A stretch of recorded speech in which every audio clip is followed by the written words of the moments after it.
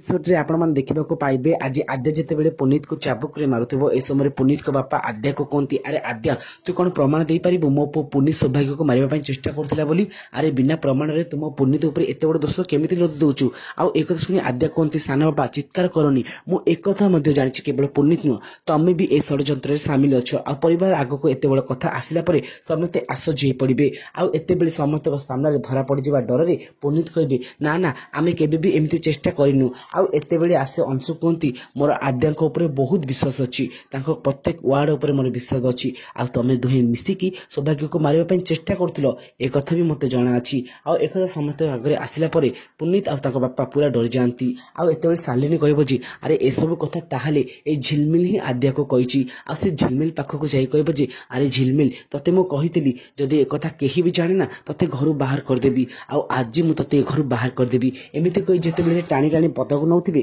एतेबेले झिलमिल उग्र रूप देखती